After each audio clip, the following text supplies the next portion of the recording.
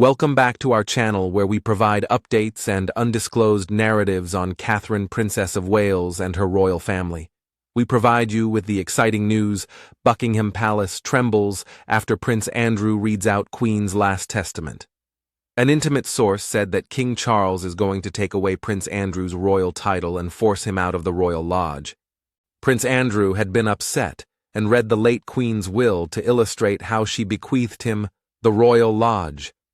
We shall find out what gives him the courage to take this step toward King Charles in this video. After Queen Elizabeth II passed away, there was a lot of interest both in public and private about what her final will and testament said. During her 7-decade rule, she held an important public office and managed a large private estate. This led to a lot of speculation about how her private property's heirlooms and personal items would be divided. It is against the law to open the wills of British monarchs and make them public. This is done to protect the privacy of the royal family and the dignity of the crown. In normal families, these problems would go through public probate. Still, there is a detailed story going around from sources that can't be trusted, saying that it tells the story of the Queen's secret will as it was seen to high-ranking members of the royal family.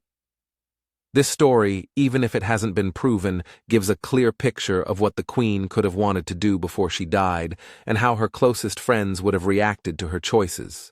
The story centers on a serious meeting at Buckingham Palace when prominent royals were said to have gathered to talk about the will. The sources of this story say that the mood was full with excitement and a little bit of personal stress. In theory, reading a sovereign's will is a private and domestic act. It is a legal formality that is rendered more important by the public status of the people involved. The story says that Prince Andrew, the Duke of York, read the will aloud, which is not how things usually go. This part has gotten a lot of attention since, according to tradition, the new monarch Charles III, or a lawyer he appointed, would usually read it. Prince Andrew's choice, on the other hand, makes the narrative more interesting and strange. If true, the choice to have Prince Andrew read the document put him, even if only for a short time, at the center of a very private but public family event, even though he hasn't been seen much in the family's public and ceremonial life lately, for reasons that have been publicly known. The unconfirmed story states that those in attendance included King Charles III and Queen Consort Camilla, the Prince and Princess of Wales, the Duke and Duchess of Sussex, Princess Anne, the Princess Royal, and the Earl and Countess of Wessex, along with other prominent family members. The scenario is depicted as one of subdued anxiety and vigilance. The gathered family recognized that the documents were not just legal devices, but also personal correspondences from someone who had, in several instances, had a significant influence in their lives. The reading of the Queen's words was portrayed as a more intimate act than a mere administrative formality. It was depicted as the ultimate concrete expression of a mother and sovereign communicating with her family, imparting not only property, but also expectations, responsibilities, and a lasting sense of continuity. Commencing the reading. Prince Andrew reportedly started with a steady voice that disrupted the quiet enveloping the audience. The first sections of the will, as articulated in the story, were formal in tone and emphasized appreciation for the family's enduring devotion to the crown. This version indicates that the Queen's opening statements recognized the remarkable feeling of duty passed down through centuries of the monarchy, so contextualizing the rest of the document within a theme of grave responsibility and institutional continuity. The account indicates that this framing aimed to remind each beneficiary of their personal roles' inseparability from the institution's broader obligations, an admonition that combined private affection with public expectation, thereby establishing a context for bequests that held both material and symbolic significance. The first notable gift mentioned in the story was designated for the Queen's oldest son and the newly ascended ruler, King Charles III. As anticipated, the will allegedly bequeathed Windsor Castle to the king. Windsor Castle is a primary residence of the British monarch and has significant symbolic importance as a site linked to the monarchy's history and continuation. It has served as both a functional royal residence and a private sanctuary, imbued with ceremonial importance that dates back generations. The narrative saw the transfer of Windsor as a reaffirmation of Charles's position and the enduring connection between the king and certain principal palaces. The narrative indicates that the declaration was made with formal detachment, and Charles's stoic response revealed a slight tightening of his expression, suggesting he may have foreseen that the will included more personal or potentially contentious elements than a standard confirmation of his inheritances. The Queen's statement to him in this narrative was a definitive entrustment of the monarchy's destiny to his governance, symbolizing the significant burden he had been readying himself to bear throughout his life.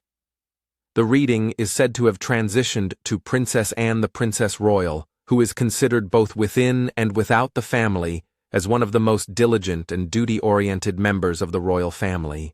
The Queen allegedly acknowledged Anne's unwavering commitment by bequeathing her the Sandringham estate in Norfolk. Sandringham occupies a significant position in the family's private history. It is a privately owned estate, acquired by Queen Victoria, and served as the late Queen's country residence, traditionally hosting the family's private Christmas festivities and associated with their more casual domestic routines.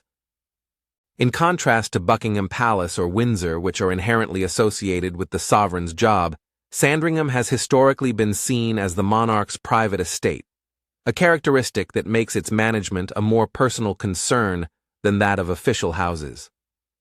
Entrusting this land to Princess Anne, as per the myth, indicated profound parental trust and recognition for her unwavering public and private service. Attendees allegedly saw it as a personal acknowledgement of Anne's fidelity and capability. Observers of the scenario as depicted in the report characterized Princess Anne's response as measured and collected, her external tranquility concealing the profound personal importance of being designated protector of a location that had been pivotal to the family's private existence. The property referred to as Bagshot Park was also mentioned in the reading. The Queen reportedly arranged for Prince Edward, the Earl of Wessex, to maintain his house at Bagshot Park, the familial estate where he and his wife Sophie dwell. Bagshot Park, a somewhat unassuming estate by royal criteria, has historically functioned as the residence of the Earl and Countess, and as a pragmatic hub for their daily family activities. The allocation was accompanied, as per the account, by a message of encouragement from the Queen, conveying optimism that Edward would continue his quiet but essential work for the crown. This phrase, allegedly included in the will, echoes a persistent view of the Earl and Countess of Wessex as dependable, low-profile contributors to the monarchy. Their responsibilities, although less prominent than those of the heir and heir apparent, have grown increasingly vital in maintaining the daily operations and public obligations linked to the institution. The donations served as both a tangible affirmation of their ongoing status within the royal household and a symbolic validation of their enduring service. This pragmatic gift acknowledges and legitimizes a certain kind of royal service, consistent, less ostentatious, but essential for the system's sustainability. One of the passage's most notable and, according per the story, unforeseen stipulations pertain to Balmoral Castle in Scotland. Balmoral has historically been seen as the Queen's preferred private retreat, an expansive estate in the Highlands that functioned as the family's summer haven and a locale where she could reside apart from the more prominent aspects of royal life. Traditionally, such a property would have been anticipated to go immediately to the next king. However, the unsubstantiated account asserts that the Queen opted for a very different strategy. Rather of bequeathing Balmoral as a private estate to a singular heir, it is said that she instructed the property to be put in a trust for the use and benefit of the whole family. If correct, the choice as described in the report elicited a considerable emotional response in the room.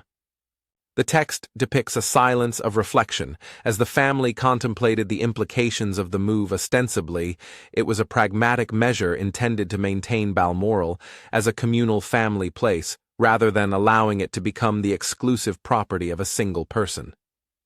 The narrative characterizes this arrangement as a purposeful initiative to ensure that Balmoral remains an accessible, neutral venue for the royal family to convene, shielded from the scrutiny and spectacle often associated with publicly visible royal palaces.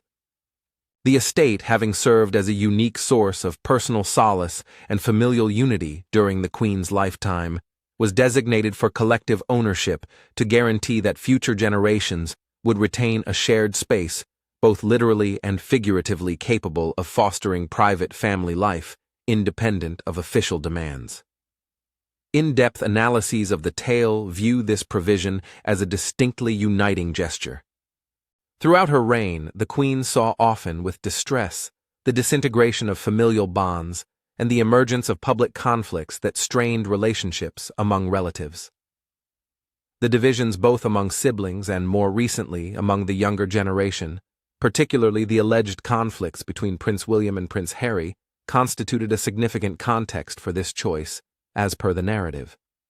By placing Balmoral in a trust for communal family utilization, the Queen was purportedly endeavoring to establish an institutional framework that would mandate collaboration. The administration, upkeep, and coordination of a joint estate would require negotiation, consultation, and possibly reconciliation. In this context, the provision may be seen as a conclusive, nurturing effort to design an atmosphere that fosters unity, a setting whose administration necessitates the communication and shared accountability that has sometimes been lacking. In the narrative, some family members allegedly saw the measure as a challenge, an imposition necessitating concessions, while others considered it a chance for reconciliation, a purposeful legacy intended to maintain familial connections via a cherished location of the Queen. The selection of the trust paradigm would provide both practical and symbolic ramifications. Trusts may be legally constituted to safeguard assets for communal use, protect them from individual creditors or the uncertainties of succeeding generations' financial situations, and establish governance protocols that mandate cooperation. The establishment of a family trust for Balmoral would signify that certain properties are not only private assets to be distributed, but rather common resources intended to preserve the family's private existence and collective identity.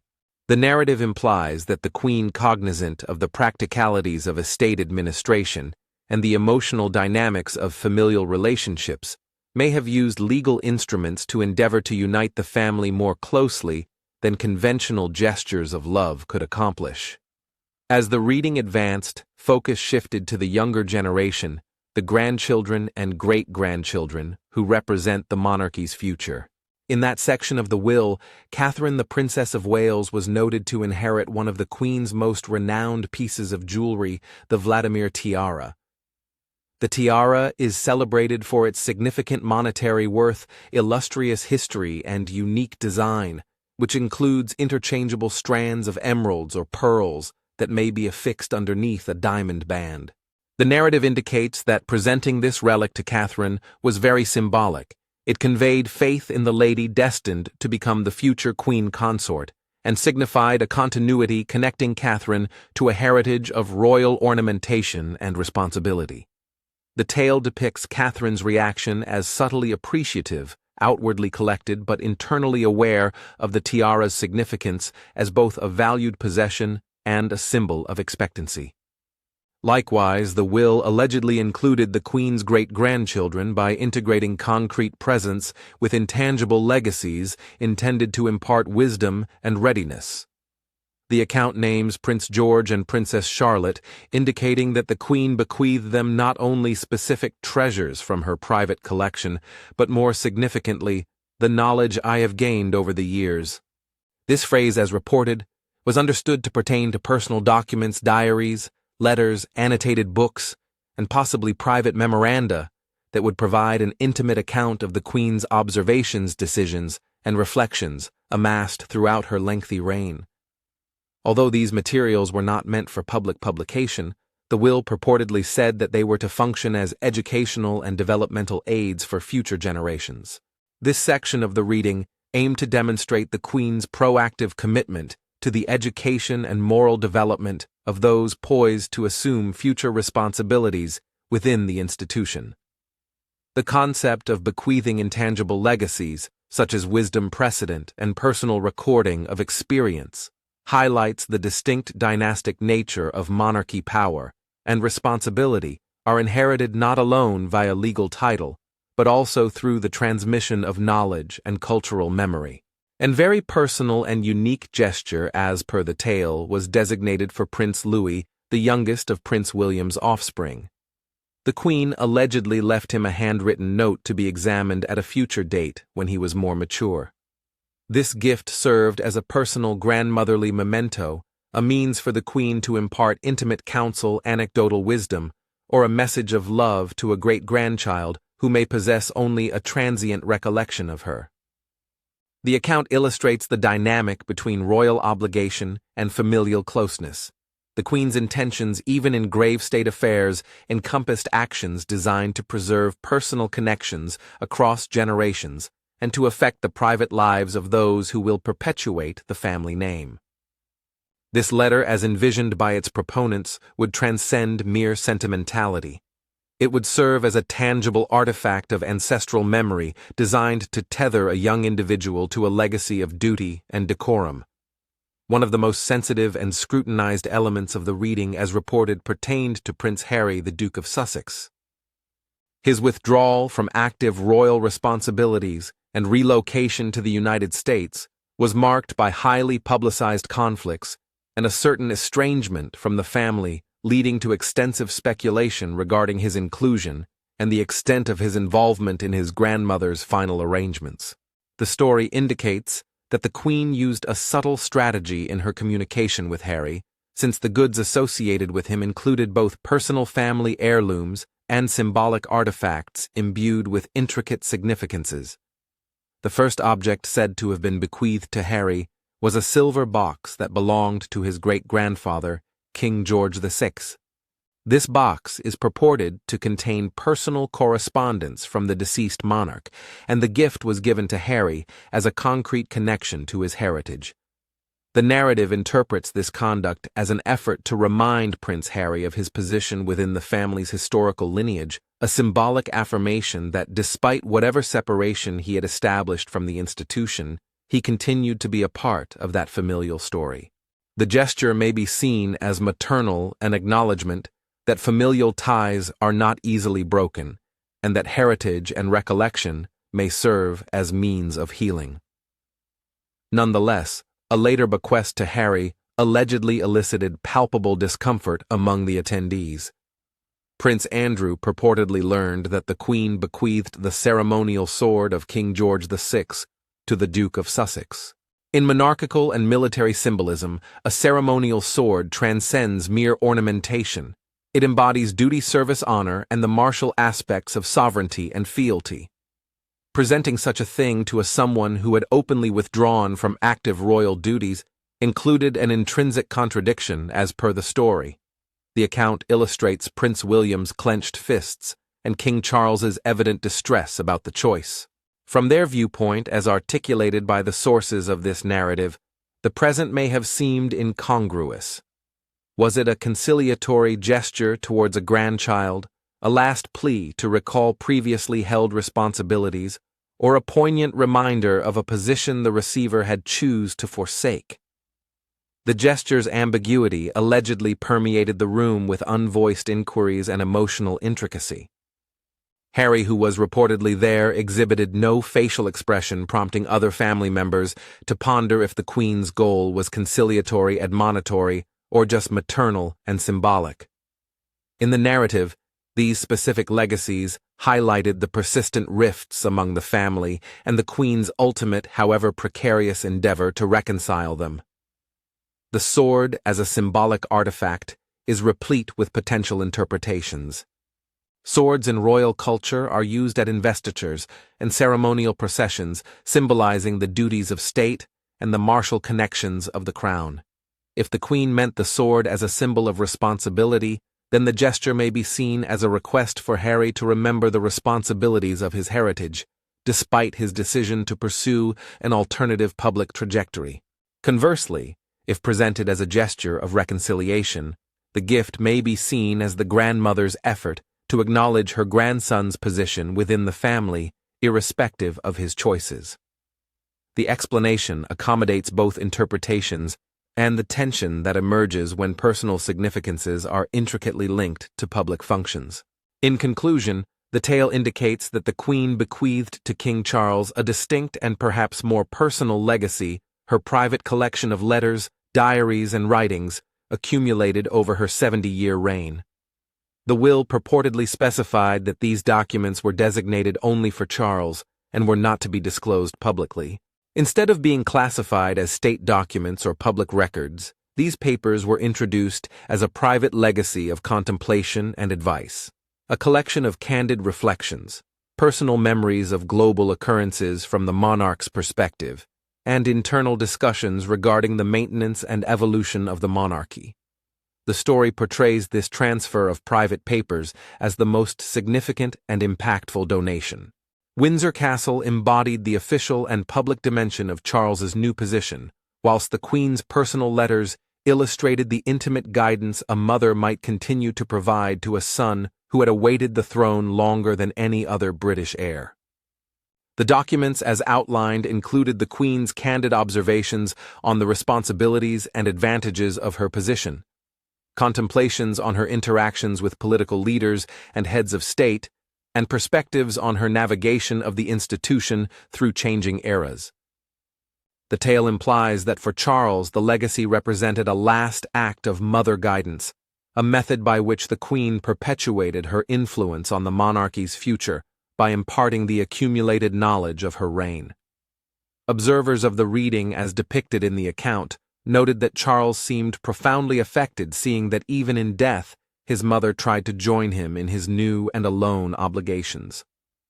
The notion that a king may bequeath private documents to a successor in this fashion is not unprecedented in royal residences overseas, where private communications and musings provide a repository of experience to guide future actions. However, the choice to limit public access to such materials, if that were the case, would prompt questions about historical openness and the use of private memory in shaping institutional legacy.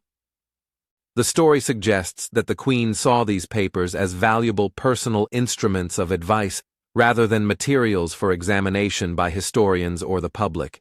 It depicts them as a profoundly personal resource intended to support her son in the specific challenges of governance.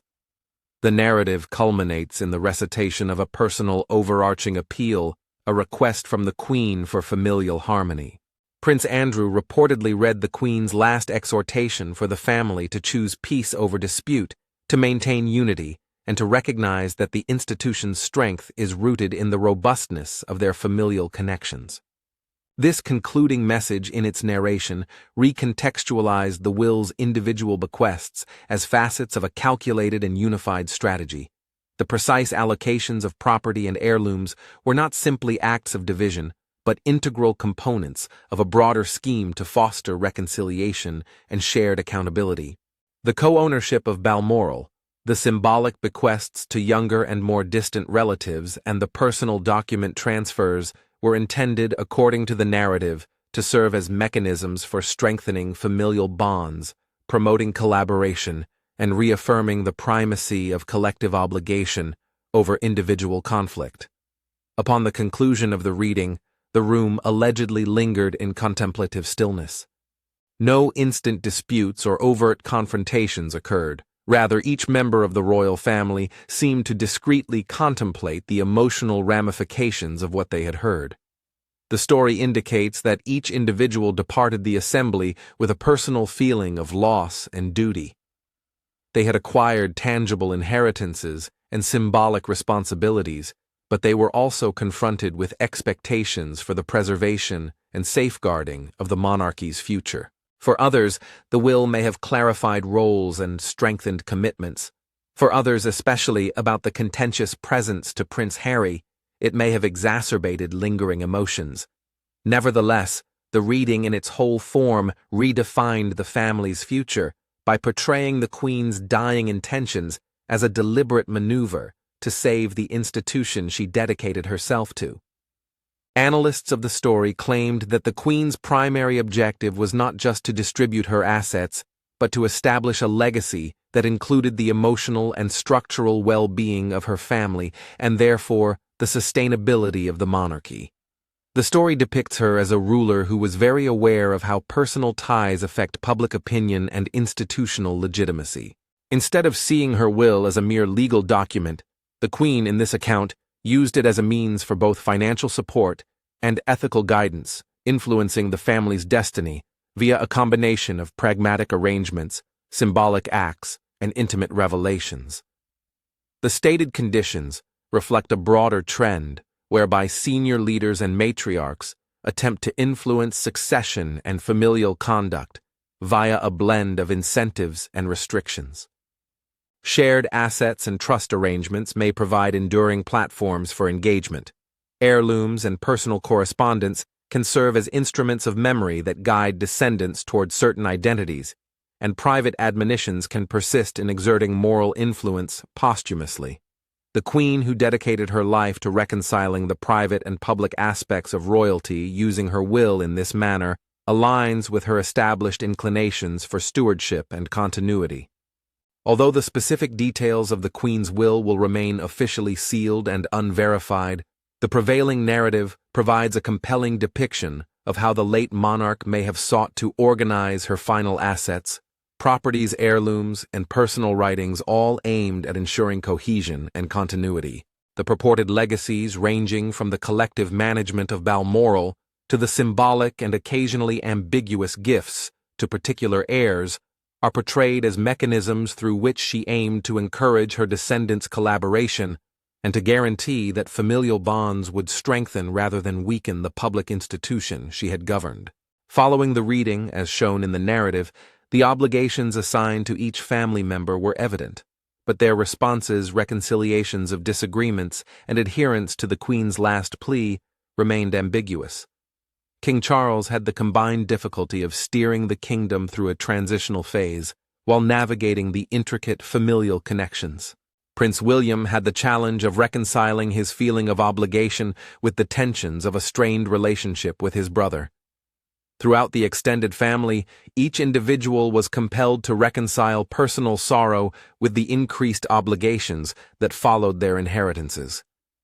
The will, as stated in the text, did not eliminate old disputes. In some cases, it may have exacerbated them. Moreover, it restructured the framework for addressing such issues by instituting shared obligations, and in at least one notable instance, providing a concrete incentive for family members to collaborate. Collectively, the narrative depicts the Queen's last bequest as a deliberate endeavor to ensure the survival of the House of Windsor by invoking both shared tradition and familial ties.